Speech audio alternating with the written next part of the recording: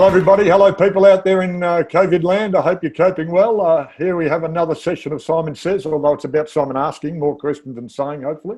Have a couple of wonderful guests. This man needs no introduction, but I'll introduce him. I suppose the spiritual leader of the Western Bulldogs for so long. Was captain, yes, was captain and a great footballer. Bob Murphy. Hello, how are you, sir? Hello, Simon. How are you? Nice to see you, as always. Always good to see you, mate. And accompanying him in the other screen, of course, is a wonderful young person who is a leader in her own right, Angie Greene, son of AFL football, and also I found out a granddaughter of a great tennis star. I didn't know that. I did a little bit of research, and she, of course, is the CEO of the wonderful company Stand Up Events. So, hello, Angie. Hello, Simon. Thanks so much for having me. No, great to have you both there. So, firstly, Robert, Bob, I'm going to change names every time. I'll call you something different each time. That's totally fine. You've got to be agile in these times. No, you do, mate. Exactly. We keep being told. So, how are you coping? Because you've got children, you've got work. Yep. How are you coping these strange times? I've got to say, Simon, it's I'm really, really lucky. Really blessed, and that I'm my job is radio, so able to keep working and work from home.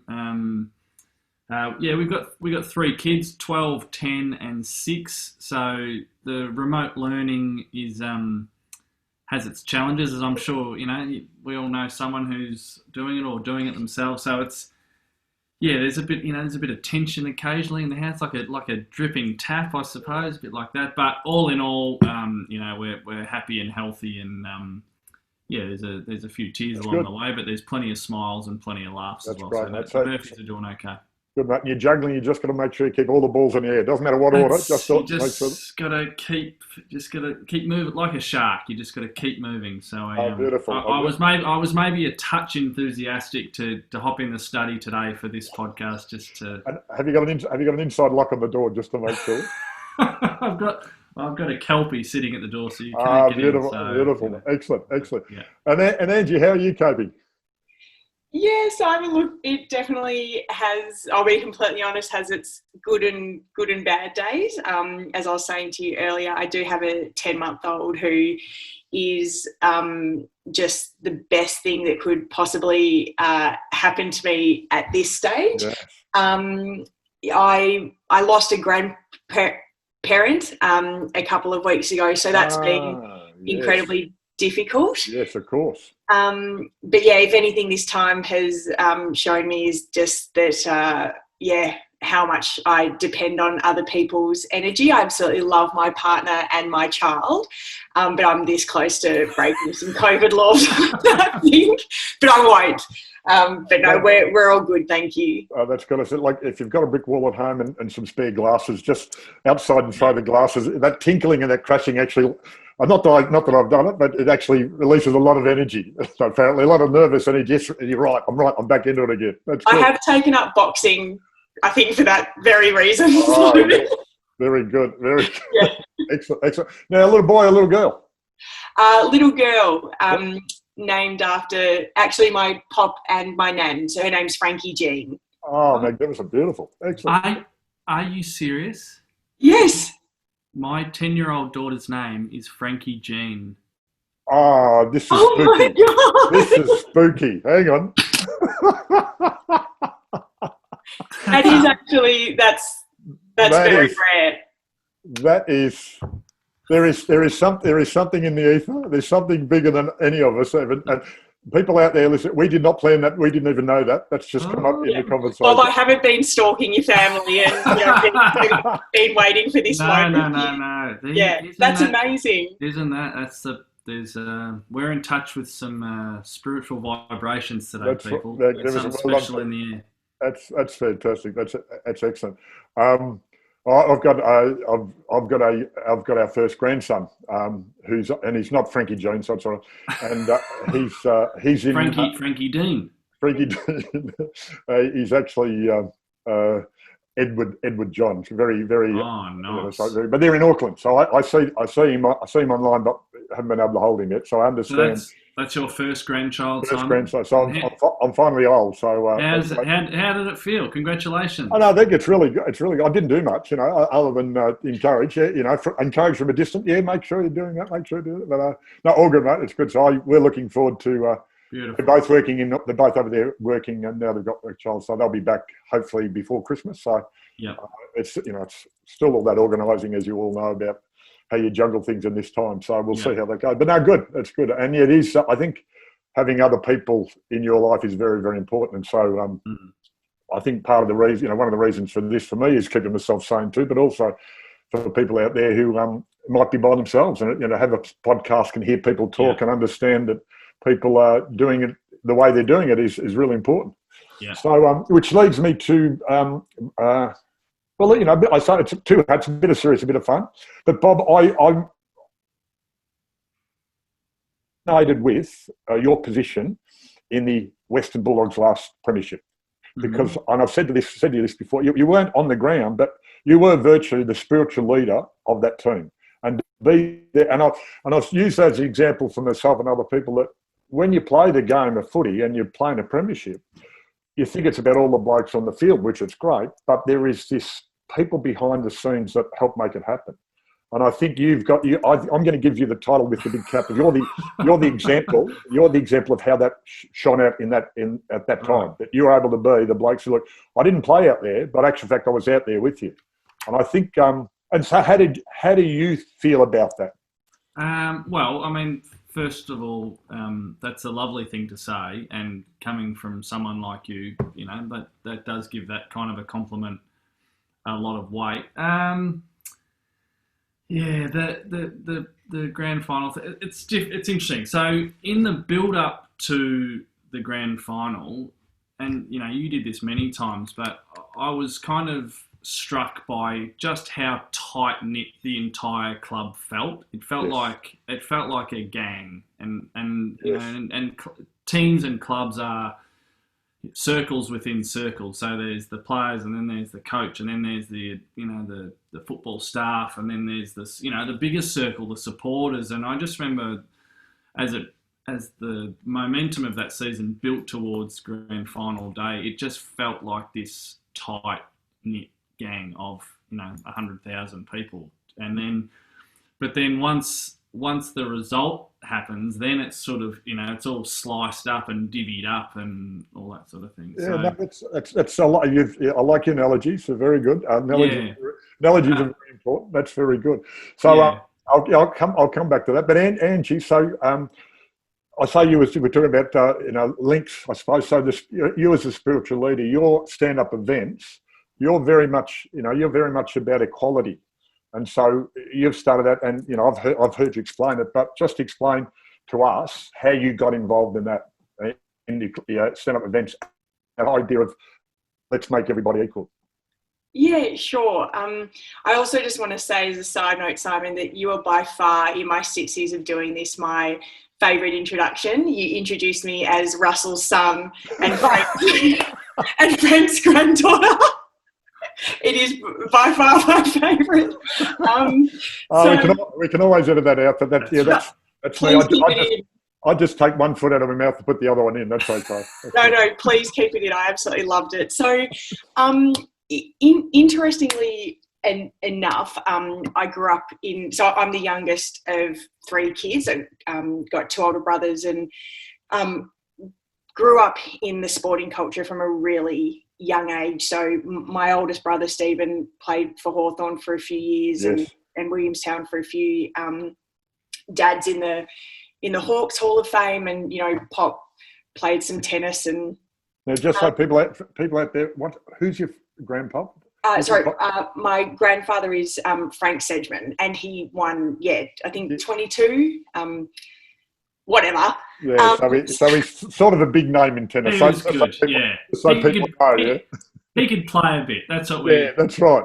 He could play a bit. He can play. He can play a bit, and as Scott knows, I did not get any sporting ability, so I lost it there. But I actually feel a bit uncomfortable saying this to you two, but I actually grew up hating the sporting culture. Yeah. I didn't enjoy it at all, and that was for numerous reasons, but I found the culture very sexist, racist, homophobic, and my middle brother Brent is gay, and growing up with him and seeing the parallel universes and experiences of two equally very talented sportsmen, also had a very different experience, particularly male team dominated sport. So Brent just completely excluded himself from team sports at a really young age. And the more I've gotten into it and research, my background is 6 years of psychology and what have you, the amount of people that belong to the or identify with the LGBTIQ plus community, that's unfortunately not uncommon. A lot of people leave sport because they don't feel welcome or included. And I'll just never forget when my brother told my dad, and my dad just absolutely started bawling, and Brent was apologising for being gay, which was just equally as horrible. And the reason why I'd share this story is because Dad turned around and said, Brent, I'm not crying because you're gay. I'm crying because I didn't know, and I could have helped this entire time. And Dad very much explored his history of behaviour, which was 100% homophobic, whether it was intentional or not. And so I created Stand Up when I was 27. I'm 34 next year. And we are very much about challenging homophobic and transphobic language and behaviour in male team-dominated sports. We recently just finished a massive research piece with Monash University. We trained up 3 beautiful AFL players, Bob, Jordan Roughhead, Tom Campbell and Jaden Hunt. And we delivered these pieces into community sports to make people aware of how detrimental certain language and behaviour can be to people who don't identify as straight. And we all have a responsibility to make sport and life a really inclusive space for absolutely everyone. And we got our research piece back, and the programs have been deemed really successful, which is really, really exciting, because I know everyone can be passionate about certain things, but unless we are making a genuine difference in action and behaviour and language, I can't sleep at night. So it's making a difference, and hopefully once we can start speaking to football clubs again and get into sports, we will continue the programs and hopefully make a big difference. Well, that's fantastic, because I said I'd talk about leadership. So for a lot of people, taking a big step away from the comfort zone of normality, whatever that is, and also leading the way, that's fantastic. And I'd be 34 again. That'd be magnificent, please. To be able to do that at that age is fantastic. So I really commend you on that. And I've been to a couple of events, and I think it's a great idea. And I must admit that me being the age I am and the era I grew up in, I've done so much learning along the way since the years of the old. I won't even use the word, but a whole lot of homophobic viewpoints from a whole lot of people, and I've just been, and people like you, the great educators, which is I say as far as Indigenous knowledge, Michael Long for me just changed my view on the whole world and how much I didn't know, and then someone like you changes my view again on how much I didn't know, which is it's fantastic. So it's really, I think it's really important. Thanks, Simon. No, it's good. Sorry. No, please keep going. No, I was just going to say, I think it's really important, just on that note, is I just want to make it really clear that everything that we do at Stand Up, it's not about blaming people or saying you're a homophobe because you say fag or homo, or it's not about that.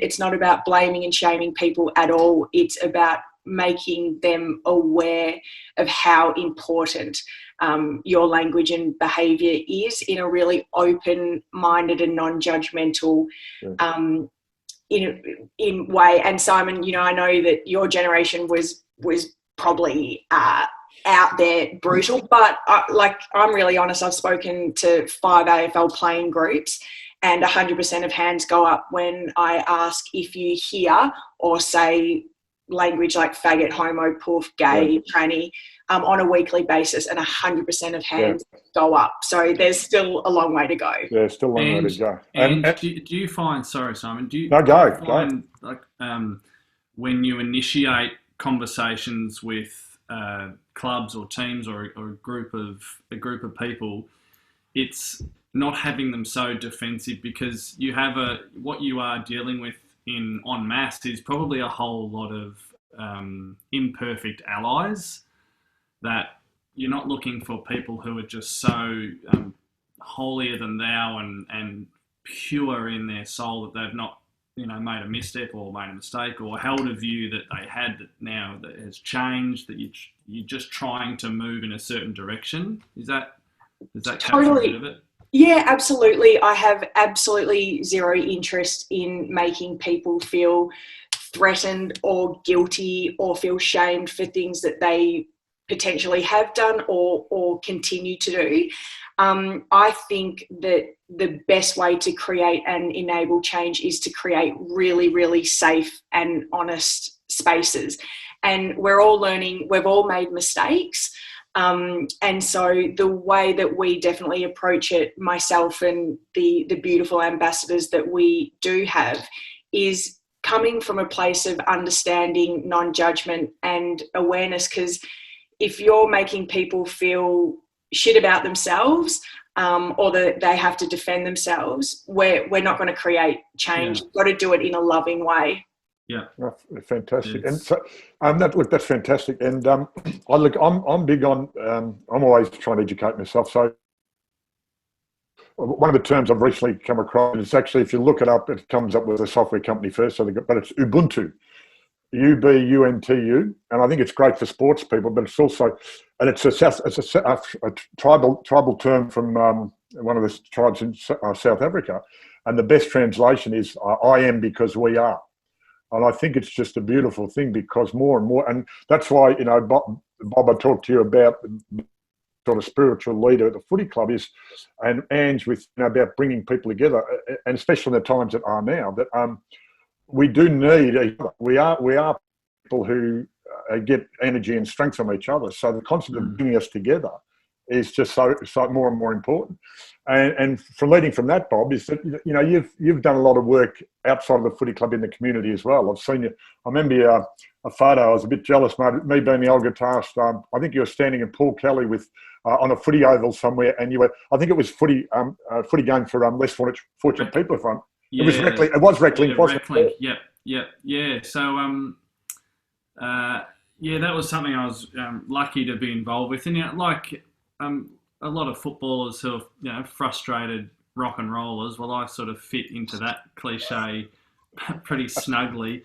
And the Community Cup, it was, it's a charity football game that is run by broadcasters and musicians and ratbags and when I heard Paul Kelly was the coach, and they needed an assistant coach, and well, I sort of prepared my whole life for that job. And it, it had a really good cause behind it, but I found the experience, and I did it for 2 or 3 years, and I found it the most curious mix of, it took me 2 years to work out whether this game was a piss take, because there's, players having a beer at half time and they're smoking a joint before the game, and there's, this over the top presentation of the jumper, and there's laughing but then there would be, someone would make a speech and there would be tears and hugging, and I could never work out whether it was, is this a piss take or is this the most serious game of football ever played? And then I came to the conclusion that it was both. And and that it could be both. So it was a pretty special experience. Yeah, But, I've been down in the Reckling games a couple. They've asked me to a couple of once to do the big warm up speech beforehand to both sides, and then another time to hand out the medals at the end. And look, some of them aren't, as you know, some of them aren't prepared for the game properly. Yeah, no. But in the game, they're serious, and then some of them very theatrical. Somebody gets an injury, and seriously, they need an Emmy nomination. Some of them, they've got, but it's a very good way you put that. Is it's a bit of both, isn't it? And you can't separate them. It's fantastic. No, they're one and the same. And maybe the greatest thrill of my football career was I met Paul Kelly at his house. We had a cup of tea, and then we walked to the ground, and he said, would I be able to run through what my speech I'm going to tell the players? And I was sort of like, yeah, go for yourself, go for your life. And so as we're walking along the Elwood footpath, and he, of course, he had it all written down, but he knew it, he just knew it. But then he said something, I mean, in the midst of the speech, he's thanking Elvis Presley and all, this. But then he said, and we thank our opposition, because without the opposition, we don't have competition. And I just remember thinking, God, I've never heard it be put like that. We give thanks and praise to our opposition, because without them, we don't have competition. I remember just thinking, well, you wouldn't hear that at AFL level. I do know that. We don't often give thanks and praise to our opposition, but I thought it was a really nice little... no, it's very good, mate. And Simon and Bob, just asking for a friend. What is this game? I'll explain it. So it's the RecLink Community Cup. So it's a charity football game, and a lot of musicians and broadcasters. So Triple R. So it's the Rock Dogs versus the Megahertz, but they raise money. I think over the years it's been RecLink and Sacred Heart. People who are really struggling, and they play it every year over on Bayside, and they get this huge crowd and raise a heap of money. It's about as intense Melbourne experiences as I've had. It's a beautiful game. Right. So like ex-player, like a mix of... I think there's been the odd ex-player, but not generally. No. It's a fundraiser for disadvantaged people, and it's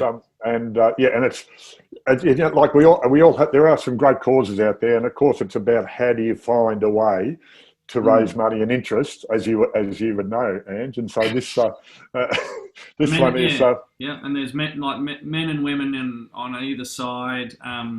There's some good players.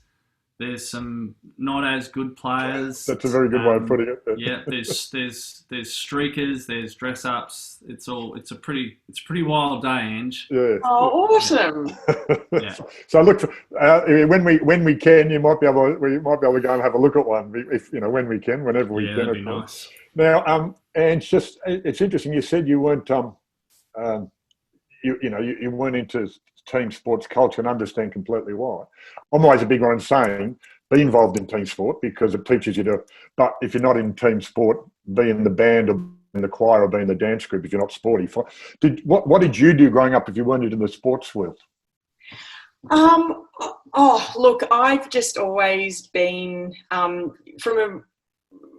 since being a really little person, I've always been incredibly passionate about people. So I was kind of always that kid that if, someone else was getting bullied at school, or, minorities, disadvantaged people or what have you, I've always had, it's always been passion to, if I could or can make things a little bit better.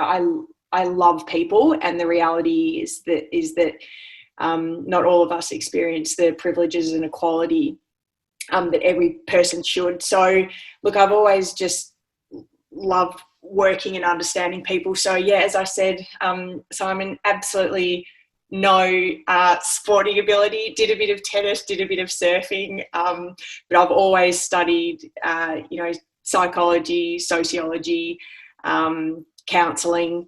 And it kind of got to the stage, to be completely honest, is, both of my brothers are incredibly high achievers. I think almost everyone in my family is, and I never was. I was always kind of, I was good at school, not awesome.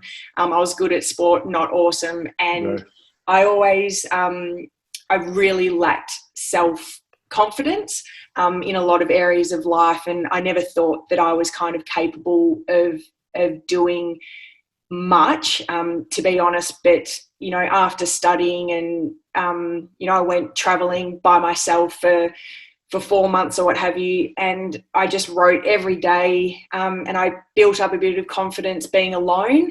And then I was like, what is the number one thing that I am beyond passionate about?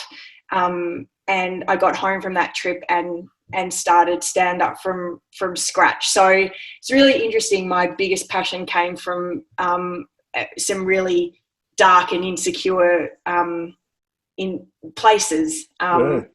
Yeah, and that's good. No, but Ange, can I? Sorry, Simon. Can I? No, you go, mate. You go. So it sounds like, you know, whilst being a bit of a maverick, it seems like you have had to do a lot of this work, you know, with solitude on your own. Have you found that with the work you're doing now that you've found like-minded people and that you do kind of feel like a part of a group, where a lot of people do, you know, the obvious ones are sport or music or theatre or whatever club there is. Yeah. Yours has sort of been a longer game, but do you feel like now that you have found your people? Yeah, I definitely, to not probably sound overly corny, but I feel like I've found myself, and definitely a sense of purpose, and I've never felt more confident in myself and my abilities and what I'm doing than this purpose in this moment. Yeah. I guess, you know, but it really is a very interesting space. Any area of social change, you're going to have people that, well, anything in life really, but certainly when it comes to social change, everyone's kind of got a different view. So I've found people who are incredibly like-minded and, you know, almost spirit animals, if you will. And then, you know, I've got the other side of, you know, I've received death threats and, you know, have people in the community saying, this isn't your space, you're straight. It's a really, really interesting, but as I've always kind of said to myself, I'm 100% passionate about this, and there's no other agenda than trying to make the world and in sport and in life a bit of a better place for people, and all the hurdles that come along with it, because the passion exceeds it. You just keep going. So it's interesting. There's pros and cons to everything, I guess. That's good. Yeah, it's I suppose one of my philosophies, you know, that let's be honest, the world's not fair, but we can all work on making it a little bit fairer. And I think that's the philosophy of me that I'm just back when I deal with people, that you have to look at it isn't fair. And I'm in the you know, I'm in that very, people forget, but I'm in a very privileged area. I'm male, pale and stale, as I say. I'm not a white bloke, and then you come from a background, and then you play league football, so you become very privileged, and a lot of people don't understand that. So part of that is being able to understand that you do need to work on making the place a little bit fairer for other people. So I commend you at what you're doing, Ange. It's fantastic. I think it's really, as I said, I've been to some of the events that you've organised too, and it's and you know, the Essendon Footy Club. Every club's got an Essendon Footy Club now has the Purple Bombers, which is a group that's very inclusive and tries to continue to be very inclusive. I was just interested in your writing too, and you're talking about writing. And Bob, you're a bit of a writer too, aren't you? I have been for bits and pieces over the years. Yeah, I do. Now I can remember. Yeah, I can remember one story. You wrote for The Age, and you played on Stevie J once, and then you actually wrote an article about it, and you actually spoke to me beforehand. And then it actually nearly got an award, I think, if I remember rightly. Is that right? It's story of my life, Simon. Almost got an award, yeah. Yeah, but I mean, and to be fair, it was the easiest article to write, because all I pretty much did was talk about what Stevie Johnson said to me on the field for 2 hours, and yeah, but it was. I just quoted him, and people. So, No, but it's very good. A, that you can remember it, and B, that you could actually put it in the right fashion. I do like your writing style, but I think I'm not sure. Maybe in your time, I'm not. If they've got time, but some of the things I miss is great lines on footy grounds, and not the abuse, but some are just ones. And I said to people before, I miss being able to say to an umpire, and we've had umpires on our little show here, but I miss stability, because in my time, if the umpire is no good, they'd send them up the bush. And I just missed it, thing that saying to an umpire, we had a bad opportunity, said, oh, mate, it's a long taxi trip to Mildura for you next week. That was, and I can remember other players just having some great lines that would just, and the idea is to put the bloke off his game. Yeah. And these days, put the person off their game, the female player off the game too. Just somebody who get in your head. I reckon it's fantastic. I don't know if they can do that now. There's not enough time. Well, that's the thing, and I think this is the difference between football and cricket, because cricketers are generally the better storytellers and they have better one-liners because there's more time. Whereas Yes. I would always get uncomfortable when, say if Ange asked me now, what do players say to each other out on the field? It's like, put it this way, it's not Shakespeare. Like it's pretty sort of lowbrow, blunt, sort of just, grade 2 sort of teasing. But there occasionally a player, there would be a good one. And early in my career, when I'd written "No War" on my arm for a team photo, and the week later we were playing Melbourne, and I was in a pack, and I tackled this Melbourne player, Daniel Ward, and he just sort of rolled over and goes, "Shouldn't you be on a protest march?" And I just thought, it's pretty good. Yeah, it's pretty good. Right. I remember Justin saying he played against a Western Footscray player, Andrew Purser, a big ruckman who really tried hard, and Andrew Purser was trying to put him off his game, and he said to Justin, my brother Justin played for Carlton. He said because Sam Newman had done a lot of ruck coaching. He said, Sam Newman reckoned you're the worst ruckman in the league, and of course wanting something. And Justin, as he turned over his shoulder, said, "Yeah, and you'd listen to Sam Newman." I mean, moments like that are gold. I don't think we get enough of them anymore, because I think it's games. And as you'd say, Angie, in the terrible days of just abuse, I mean, the smart ones are much better, and I think we need more of that. We need that more cerebral stuff in football and sport as well. So now, what's for both of you, and I've just got to be careful, because we trying to keep this within a reasonable time for our listeners and also our watchers and you people. So what's the future hold, Ange? What's as being a mother, of course, that's going to keep you busy for so long. What's the future hold? Do you know? Oh, hopefully. I mean, for you, can we look past next week, or can we look past Christmas? What does the future hold? I'm hoping some of my friends will meet Frankie before she turns 2. Yes.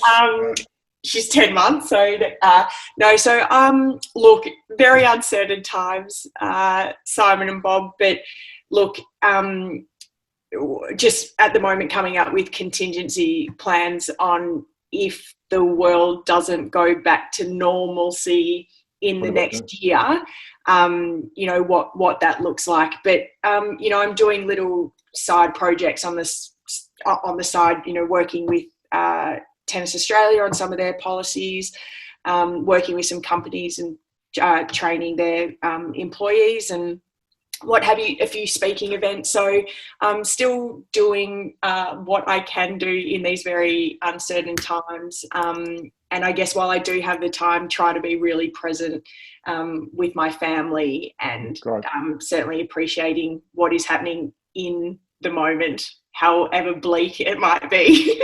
Now, so we need to put a plug in. What's your website so people? Oh, thank you. standupevents.com.au. Beautiful. So that's a good one. That's a good one to remember. That's fantastic. And Bob, what's it now? You're just going to be a media person for the rest of your life. So you'll just get bigger. You'll just get bigger and bigger. And you'll have your own show, and then you'll have it'll just. What's the future hold? I'm not too sure, Simon. Even just that little jibe of being a media person, I think... You're not comfortable with that? You're not comfortable with that? Well, I think in the next couple of years I'll be hitting my midlife crisis at pace. It's well, I'm not too sure. I work backwards from being good dad, a good husband, and then try and pay the bills and do some Yeah, work that's and good. No, try and be a decent person. well, that's what we all try, but we don't. Well, I don't. We don't. I try to too. I don't always succeed, but you try. But yeah, that's a good way to put it, mate. You work on those important. Have you That's seen the it. analogy with the professor puts the big rocks in and then the little rocks and then the sand? And he says he puts the big rocks in and he says, "Is it full in the jar?" And the students go, "Yes." And then he puts little pebbles in and they fall in between. He said, "Now is it full?" And they go, "Yes." And then he puts sand in and it fills up in sand. He said, "Now's it full?" And he talks about the pebble, the rocks being the most important things, your family, Yeah. and then the pebbles being your car and your bills, and then the I sand like just being that. all the peripheral stuff. And he said, if you put the sand in first, you haven't got room for the rocks. So I thought that's a really good analogy.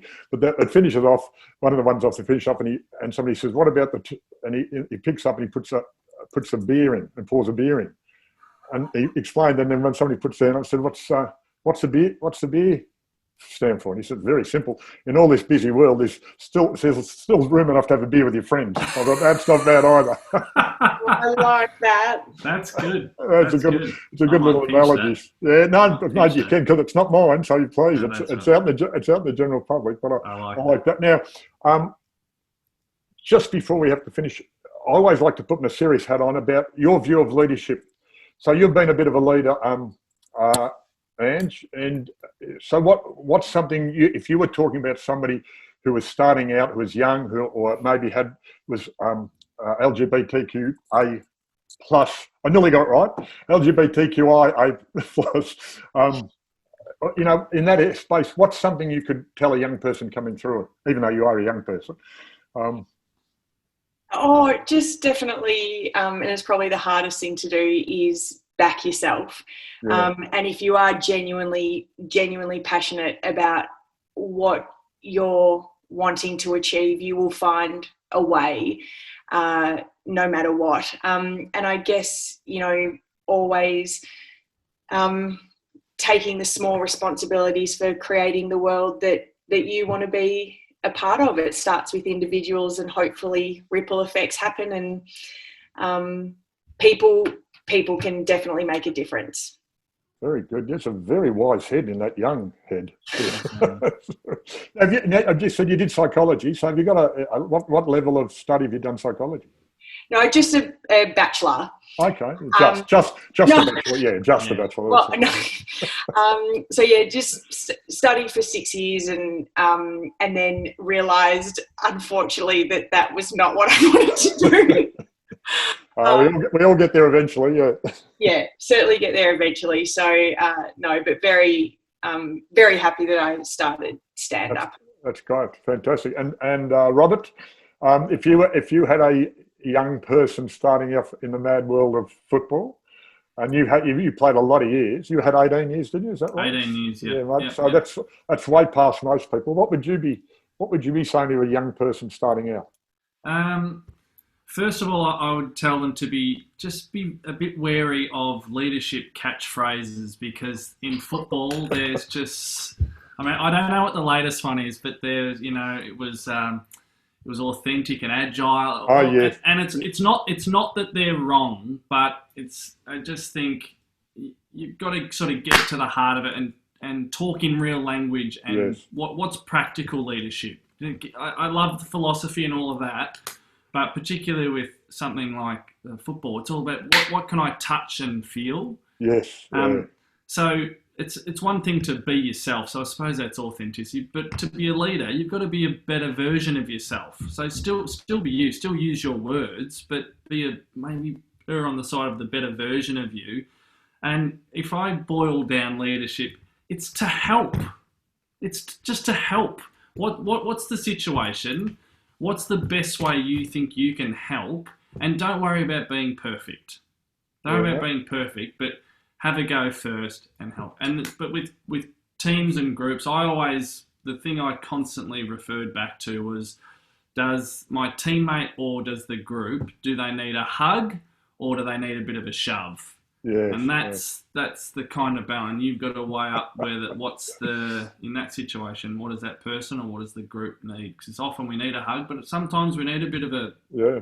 shove along. And That's very sometimes good. we do. No, mate, I think you've boiled it down beautifully. I've said I think maybe in modern times you need to hug them for a bit first, so they're very comfortable with you, and then you can push them too. You know, if you hug them, you know, it's like with kids. You know, unconditional love with kids. But every now and then, you know, there's a bit of hard love. No, you can't get up in the middle of the night and eat that lollipop at 2:00. No, you have to go back to bed. It's not just you know. So it is, but I think you're right, mate. That's a very good way of putting it. They're very good. I should say lady and gentleman, but I always say hello people. That's just very inclusive of everybody. Well, people. And then somebody says, yeah, but you're not including the animals. So you know, there'll be someone who'll have a go at me for some reason, but.